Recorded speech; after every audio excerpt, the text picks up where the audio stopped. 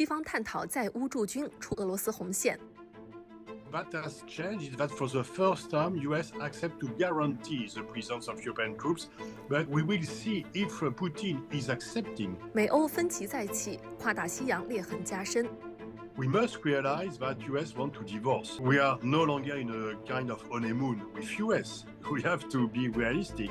There is no more the same alliance between US and EU. 风云对话专访法国国际和战略关系研究所所长帕斯卡尔·伯尼法斯。进入2026年以来，俄乌冲突的硝烟尚未散尽，和平谈判的呼声持续高涨。去年12月底，乌克兰总统泽连斯基公布了最新版乌克兰和平计划草案的20点内容。该方案涉及停火、对乌安全保障、乌克兰常备兵力规模、加入欧盟时间框架等内容。近日，援助乌克兰志愿联盟成员国与乌克兰、美国等国领导人举行了多轮会议，聚焦停火后向乌提供安全保障的可能性。但俄方对此强硬警告称，任何驻乌外国军队均被视为合法作战目标。帕斯卡尔·伯尼法斯是法国最具影响力的国际战略研究学者之一，法国国际和战略关系研究所所长。该机构在国际安全和欧洲防务领域有重要影响力，长期为法国政府、议会及欧洲机构提供政策研究与咨询。Thank you, Mr. Boniface, for doing this interview. Firstly, I want to talk to you about the recent progress of the negotiations on Ukraine peace plan. So after rounds of talks, there has been some progress regarding the security guarantee. And now Ukraine is saying it will need stronger security guarantees. And we saw a joint statement by the European leaders saying they will establish a joint multinational force led by the European countries and supported by the US in Ukraine to help Ukraine defend itself. Do you think this will be similar to the NATO Article 5? And how exactly will this work? It's different because it's not an accession to NATO and Ukraine won't be part of NATO. But if the European countries send troops to guarantee security of Ukraine and to avoid a new Russian aggression, it will be a protection. In fact, instead of joining NATO, there is a security guarantee for Ukraine. But the real question is are Russian accept this compromise?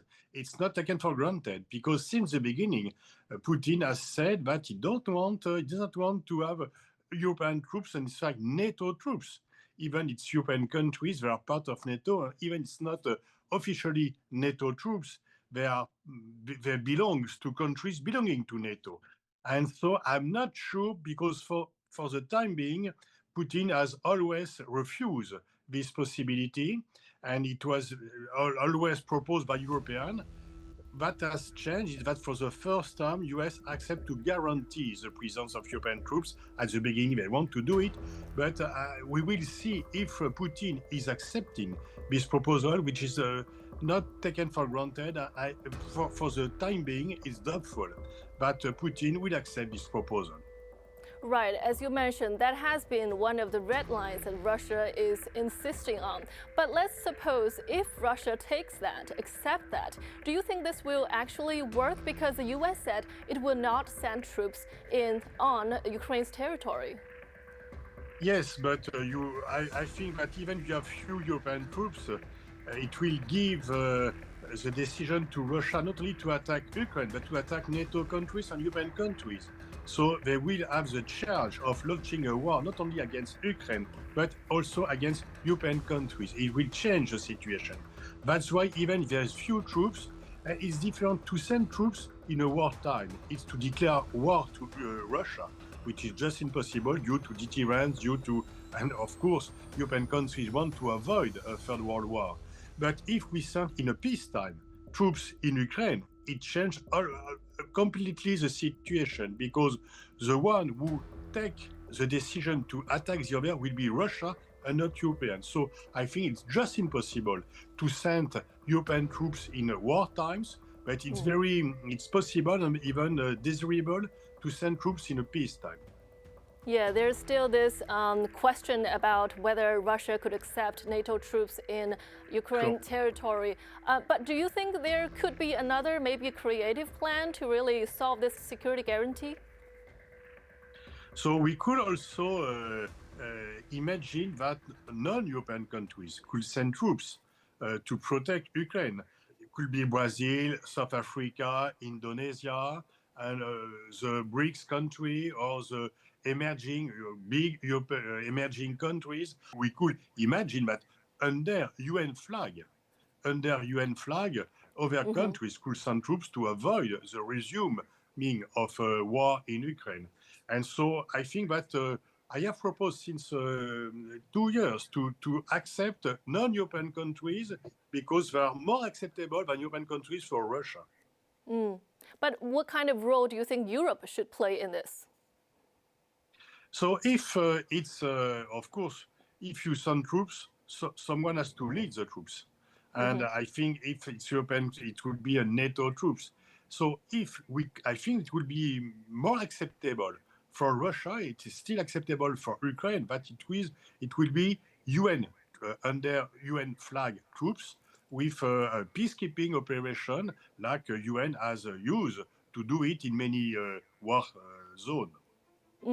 And one other thing we noticed that in the peace plan, the draft of the peace plan, that according to a media report, that all parties agreed that Ukraine should be joining the EU before 2027. But that will mean it'll have to break so many rules. Do you think this should be a priority for Ukraine to join the EU now? It might be a priority for Ukraine, but it's not a priority for European countries because Ukraine is not ready to join the European Union. They are not the economic capacity. There is a huge problem of corruption, and we don't always know where the money we send is used. And I think it's just too early for Ukraine to join the European Union because the economic gap between Ukraine and EU countries is huge. And so I think it would be a catastrophe for Europe. And perhaps Putin is agreed to this possibility because it's a way to weaken EU. But why do you think it is appeared in the draft? Because it's a promise made to Ukraine on emotional reason. Because Ukraine has suffered, Ukraine is victim of the war, and we want to send a signal of solidarity. But I think it's not a good signal.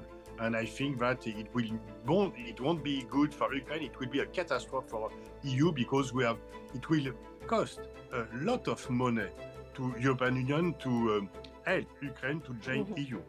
20点计划中最为关键且敏感的领土问题仍现僵局。计划回避了对顿巴斯地区、扎波罗热、赫尔松等地最终政治地位的直接表述，仅提出冻结现状和国际监督的原则框架，表明这一问题将被推迟解决。而在顿涅茨克领土问题上，泽连斯基表示愿意在非军事区构想的基础上进一步推进。他已准备好下令乌军撤出顿涅茨克部分乌方控制区，但他也同时强调，俄方也必须从同等范围的区域对等撤军。有评论称，这已经是泽连斯基在解决顿涅茨克棘手领土争端问题上做出的最大让步。但截至目前，俄方对此暂无明确回应。And next, I want to move to the issue of territory, which is the most difficult one in those negotiations.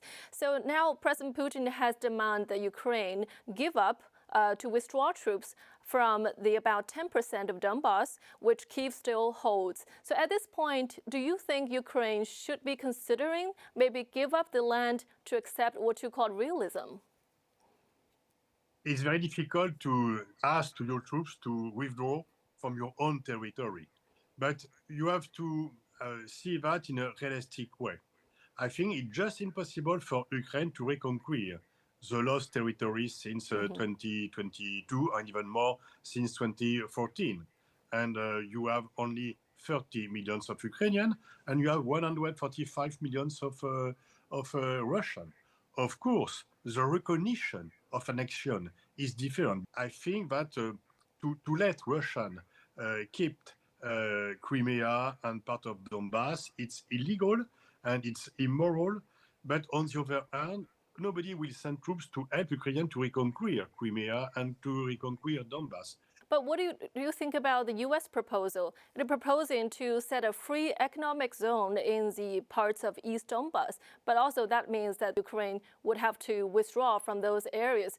Do you think there could be a fair compromise based on this proposal? It is unfair, and Putin has stated that if he has not this territory by negotiation, he will continue the war to have it by force. And so we will see, and we could fear that it will be a way to refuse a compromise for Putin, and unfortunately, maybe he will succeed to conquer this territory because the military advantage is for him, not for Ukraine.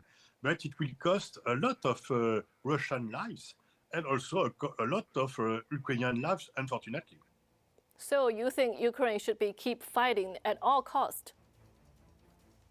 Not at all costs, because they have to assess the situation, and I think that now the first priority for Ukraine is to develop its economy, not to dream to reconquer territory, because it's just a matter of fact.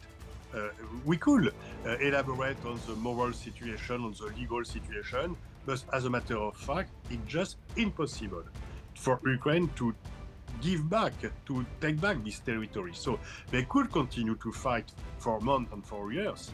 It will cost them only more human lives, economic degradation of the situation.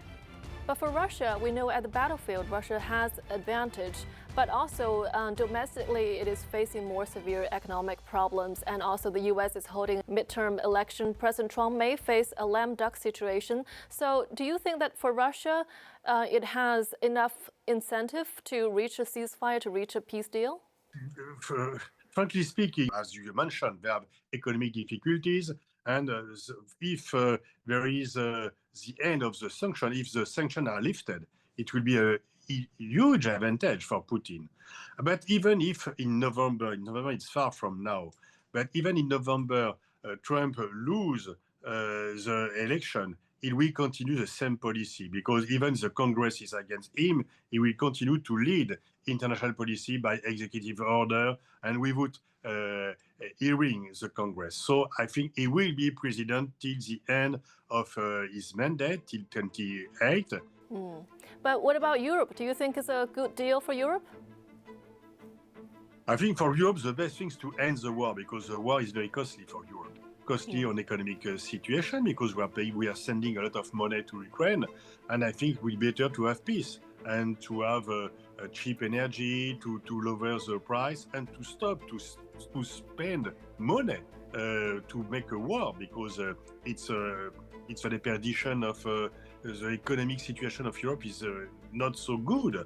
And I think that as soon as the war could end, as soon it could be a good solution for Europe. I remember you wrote in an article that Europe lacked its own goal in the war, just supported Ukraine fully. So at this point, what do you think the goal for Europe should be? I think that we must use our influence on Zelensky that he has to accept some deal, and he has to accept to make some compromise, because his pretensions are just excessive. And the fact that he wants to, of course, everybody could say that Putin deserves to be judged, but it won't happen. So I think we stick to moral position, which in fact are not moral, because we are just continuing the war, having the possibility to change the situation of the war. You could continue a war if you think that one day or the other you could win. But never Ukraine could win the war against Russia, because just the reality of the demography.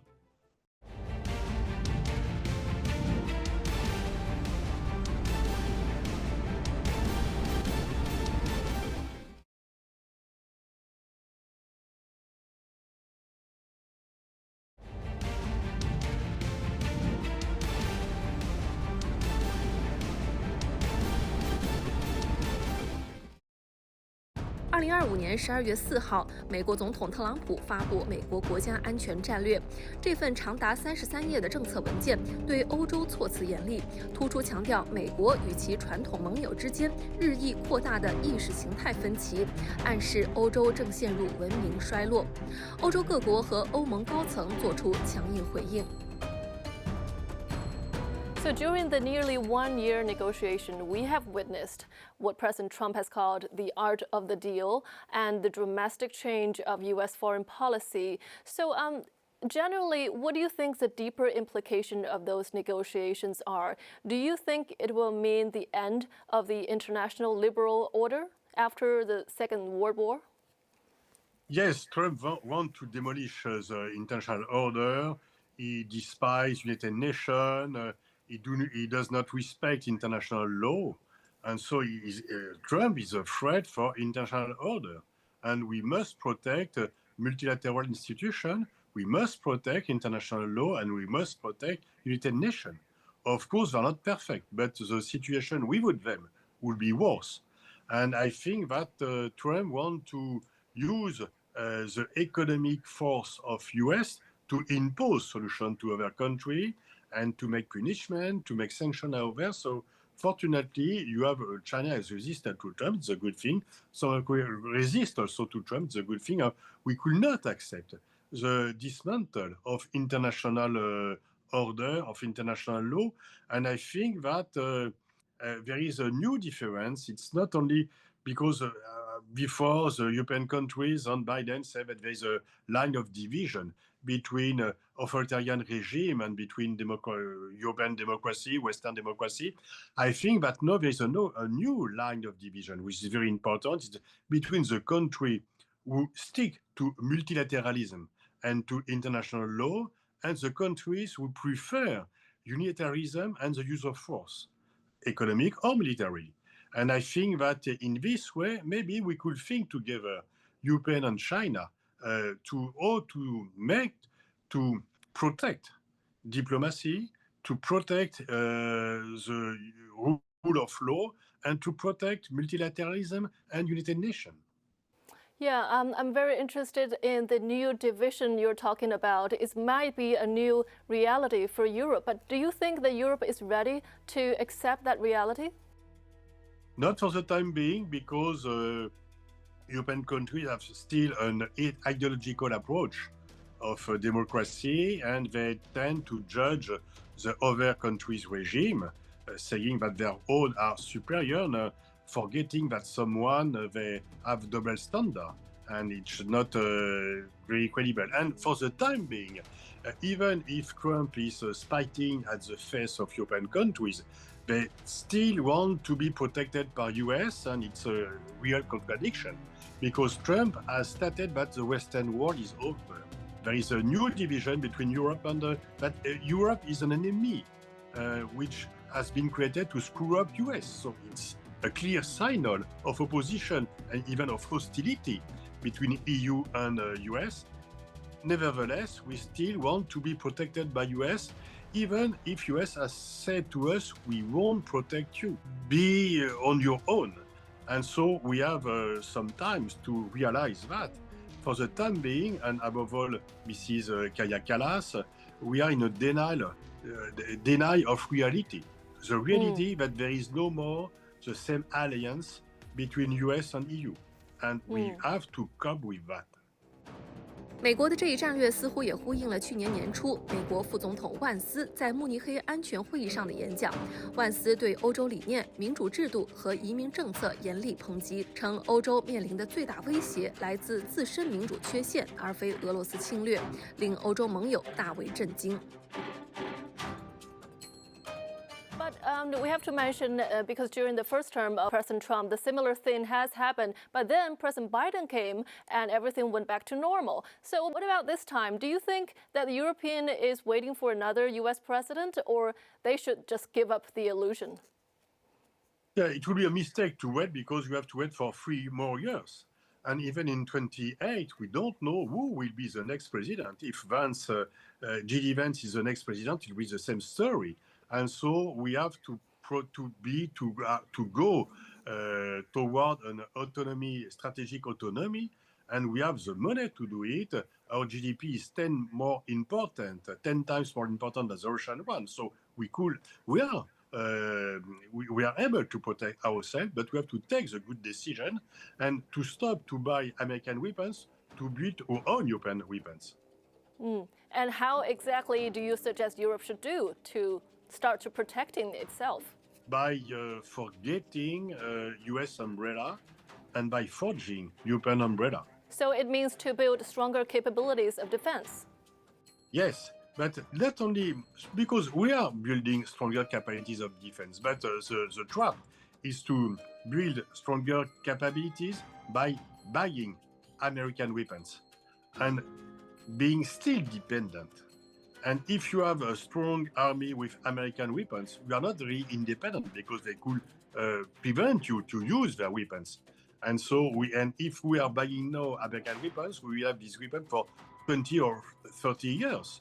So we have to build our own European capacity and to build a technological basis and of European defense.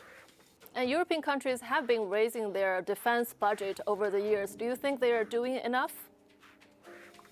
They are doing enough because we have no money to spend more money on defense. All European countries have a huge problem of education, of health, and so on, and the public finance are suffering. So we could not afford to spend more money on defense issue, but we have to spend it wisely, and because we are 450 million of inhabitants. The Russians are only 140,000, so we are more numerous than they are. They have the advantage against Ukraine, but we have the advantage against Russia. And even that, more important, our economy. Our economy is more competitive than the Russian economy. So if we are doing the good choice, we could protect ourselves against Russia without any problem. And in the long term, how do you think the global order would develop? And how do you see Europe in it? So we must realize that US want to divorce with us. And so we are no longer in a kind of honeymoon with US. We have to be realistic. They give us our packets and they threw us out of the bus. For a long time, the line of division was a division between the Western world and Russia regarding Ukrainian war. There is no more Western world. The Western world has been created at the end of the World War II to protect Europeans against the Soviet threat by US guarantee. It's not living anymore. It's not a reality. Trump has a better relationship with Putin than with Macron, Merz, and any other European leaders. And so we have to realize it's a total change of geopolitical landscape for European because we are used for 80 years to be allied with US. So we have to change totally our strategic DNA and to understand that you have the US and you have Europe, but we are no longer in the same alliance but as we used to be for the last 80 years. Also, in the reshape of the global order, how do you think the European countries should engage with the global South?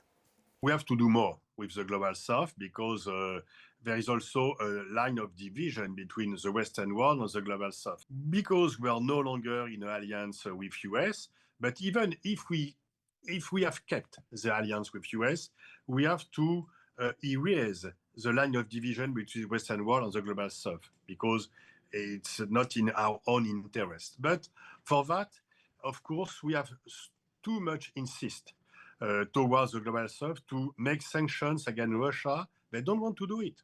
We have to realize that it's a dead end. And we could ask them every summit, every meeting to make sanctions against Russia. They won't do it because they have not the same assessment of Russian behavior than we are. So we have to accept that and to stop to ask them to do as we are doing, because they will say, you have your own interests, you have our own, and don't stop to tell us what we must do. And I would say that the Gaza war and the crime against humanity, or even some people are speaking about genocide, that the Israelis committing in Gaza, it's a new line of division between global south and Western world, because global south countries say, oh, why do you want to make sanctions against Russia and you are doing nothing against Israel? So it's not universal values, it's double standard. And it's this weaken our moral position. And also, we noticed that France is planning to invite China maybe to attend G7 summit in 2026 in France. So in the perspective of global governance, what do you think that China and France and also the European world can do together? We have something to do together. Regarding the climate change, we are working together and we are on the same line, and not on the same line than US president, for example. We know we don't have the same political system, and you won't change ours, we won't change yours. So stop to speak about political system, and regarding what is possible to do concretely to enhance international cooperation and to improve the global strategic landscape. So there is a few good willing, and so try to use good willingness which is existing.